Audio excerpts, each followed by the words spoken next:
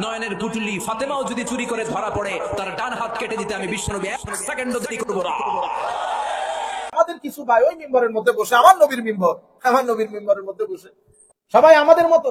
যদি আমাদের মতো না হতেন তাহলে আমার নবী কি করে বলেন, ফাতেমা যদি চুরি করে ফাতেমার হাত কেটে দিব। দেখছেন অবস্থা? ও বেটা, তুই শুধু এটা দেখলি? আমার নবী যে ফাতেমার জান্নাতের সমস্ত মহিলাদের সর্দারনি বলে, যেটা দেখোস নাই? কনটেক্সটই বুঝে না, কোন কনটেক্সটে, মানে একটা কথা যদি পায় আমার নবীর বিরুদ্ধে যায়, আবার এখানে দফর দফর দফর দফর মারে সিজদা, এখানে কালো করে ফেলছে সিজদা দিতে দিতে দিতে দিতে। ইন্না লিল্লাহ। আহলে বাইত রাসূলের মহব্বত, আল্লাহর রাসূলের মহব্বত নাই, আপনি সিজদা দিয়ে কি করবেন? কাকে সিজদা?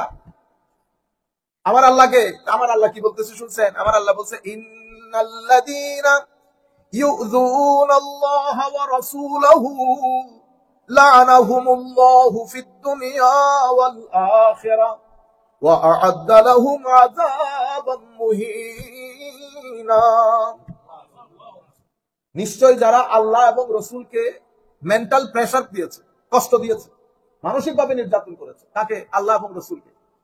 আল্লাহকে কেউ মানসিকভাবে পীড়া দিতে পারবে? আল্লাহ তো beyond time and space, nobody can do this. আমার আল্লাহ এগুলা থেকে পুত পবিত্র, আপনি কেমনে আল্লাহরে মানসিক পীড়া দেবেন? হ্যাঁ, আমার আল্লাহ এগুলা থেকে মহাপবিত্র। তাইলে মানসিক পীড়া কাকে দেই আমরা? রাসূল করিম সাল্লাল্লাহু আলাইহি ওয়াসাল্লাম। তাইলে আমার আল্লাহ বলতেছেন, যারা আমার নবীকে মানসিক কষ্ট দেয় তাদের উপর আল্লাহর লানত, তাদের উপর রাসূলের লানত, তাদের উপর আল্লাহরও লানত, তাদের উপর রাসূলেরও লানত। তাহলে আমার নবী কি কি কারণে মনে কষ্ট পায় এবার চিন্তা করে দেখেন। হযরতে আব্বাস রাদিয়াল্লাহু তাআলা আনহু বদরের যুদ্ধে যুদ্ধবন্দী হয়। আব্বাস রাদিয়াল্লাহু তাআলা, হায় হায়, তো চাচা বন্দী হয়েছে, আমার নবীর চাচা তো আলটিমেটলি, ঠিক না? হায় হায়, আমার নবী বলতেছেন, আমি রাতে ঘুমাইতে পারি নাই, মাথার মধ্যে ঘুরতেছে খালি আমার চাচাকে বেঁধে রাখছে। তাইলে চাচা মুসলমান, ইসলামও কবুল করেন নাই, এই চাচা বন্দী হয়ে বেঁধে রাখাতে আমার নবী রাতে ঘুম আসতেছে না। আর তুই জালেম, তোরা মিলে সবাই আজকের দিন পর্যন্ত তোরা আমার নবীর আলকে, আচ্ছা মারলি, পছন্দ না হয় মেরে ফেল, মারলি, গোড়া দৌড়াইলি, মস্তক জুদা করলি, এরপরে এটা নিয়ে আলে রাসূলদেরকে যাদের কদমে জান্নাত, তাদেরকে বন্দী করে পিসমুরা বাঁধিয়ে নিয়ে যাইতেছে। সবাইকে বলতেছে, এরা কারা? তো এরা হইল সরকারের বিরুদ্ধে বিদ্রোহ যারা করেছে তারা। কল্পনা করতে পারবে? বেঁধে নিয়ে যাচ্ছে, আমার নবী দুনিয়া থেকে গেছেন এখনো 40 বছর হয় নাই, নট ইভেন 40 ইয়ার্স। আপনারা বলবেন, হুজুর এমন মানুষ থাকতে পারে? আজও আছে, আমার ডানে বামে আমাদের সাথে নামাজ পড়ে এখনো আছে। আপনারা বুঝতে পারতেছেন? সেই আইডিওলজির লোক, এটা তো মাইন্ডসেট। আপনারা বুঝতে পেরেছেন? সেই আইডিওলজির লোক আজকের দিন পর্যন্ত আছে, সবাইকে বেঁধে নিয়ে যাচ্ছে। আর প্লেটের উপরে আমার সৈয়দনা ইমাম হুসাইনের সারে পাক মানুষকে পরিচয় করিয়ে দিচ্ছে, বিদ্রোহীদের সাজা দেখো। If anybody goes against the government, this is the punishment. How severe punishment it is. Look, কারণ আমি আপনাদেরকে বলেছি, despotic rule, dictatorial, totalitarian or authoritarian, dictatorial rule always goes on frightening the people, by frightening the people. মানুষকে ভয় ভীতি দেখিয়ে dictatorial rule চলে। আমার নবীরা বদরের যুদ্ধ করেন নাই, উহুদ করে নাই, খন্দক করে নাই, আমার নবী হুনাইনের যুদ্ধে অংশগ্রহণ করেন নাই। এত যুদ্ধ সাহাবায়ে কেরাম কোন জায়গায় কোন সাহাবী কোন কাফেরকে জবাই করে হত্যা করে নাই, এমনি করে মস্তক জুদা করেন। আপনারা বুঝতে পেরেছেন? এবার এদের ভিতরে কি পরিমাণ ঘৃণা আপনি চিন্তা করে দেখেন আহলে বাইত রাসূলের বিরুদ্ধে। এরা মুসলমান। এমনিতেই হিস্টোরিক্যালি উমাইয়া আর কুরাইশের মধ্যে সবসময় একটা দ্বন্দ্ব সবসময় ছিল। হিস্টোরিক্যালি উমাইয়ারা কুরাইশদেরকে মেনে নিতে পারত না। এটা আমাদের আজকের দিন পর্যন্ত, আমরা একবারই চৌধুরী তালুকদার চৌধুরী, একটা ফাইট চলে না। অনুরূপ ভাবে historically there was a historical enmity between branch of Quraysh and Umayyad. এই বিষয়টা চলতে কারবালা পর্যন্ত আপনি যদি আসেন, আপনি বুঝতে পারবেন। হযরতে আলী রাদিয়াল্লাহু তাআলা আনহুর সময়কালে দ্বন্দ্ব যেটা ছিল, সেটার মধ্যে অনেক জিনিস এই বিষয়গুলো কাজ করেছে সমস্ত। এবং আপনি দেখেন, হত্যা করে নিয়ে যাচ্ছে, সাধারণ মানুষ তো জানেও না কাদেরকে হত্যা করে নিয়ে যাচ্ছে। কই বাগদাদ, কই কুফা, কই কোন দিকে নিয়ে, হ্যাঁ, সুরিয়াতে চলে যাচ্ছে। যুদ্ধবন্দী হযরত সৈয়দা যায়েনব রাদিয়াল্লাহু তাআলা। ক্যান ইউ ইমাজিন এগুলা যায়? এজন্য রুয়ে জমিনের মধ্যে in the human history, in the history of mankind, the most hated name around the globe is Yazid. इससे पलीत यानी क्या कहूं इसको, इससे घिनौना बदमाश किस्म की लोग, यानी जिसकी नाम तक लोग तलफ्फुज करने से इतराते हैं, এরকম একটা ঘটিয়া মানে নাম ইয়াজিদ।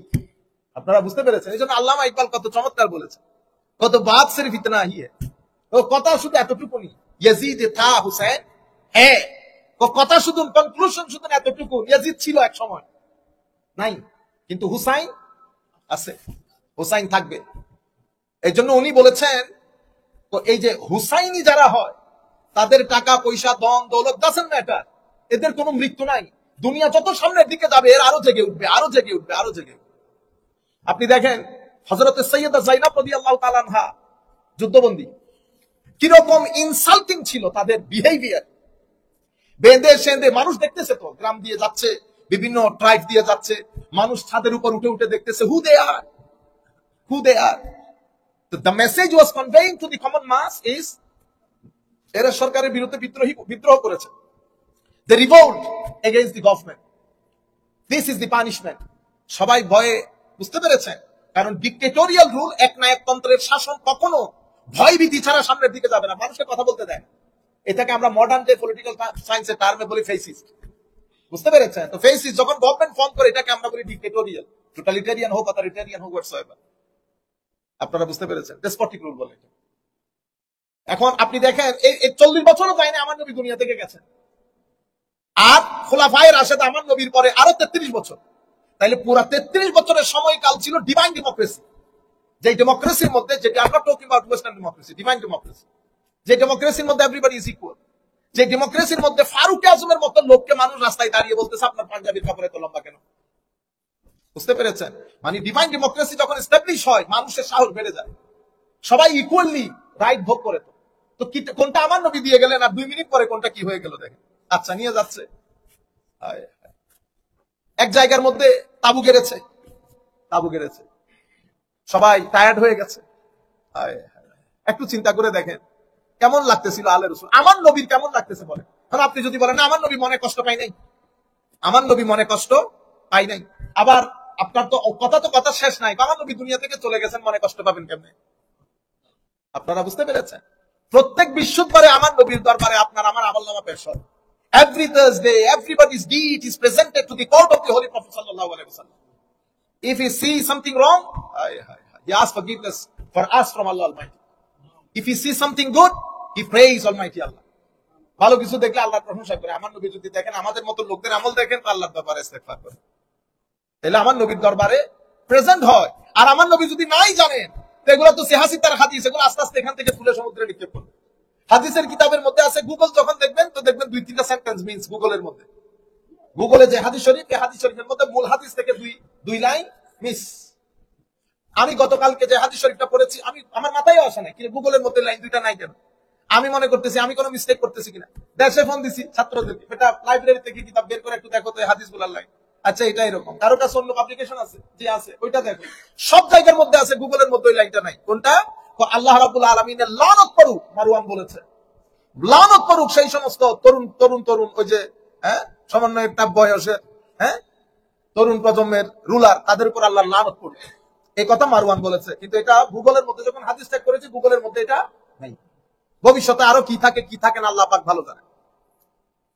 আল্লাহ রাব্বুল আলামিন আমাদের হামি ও নাসির হোক।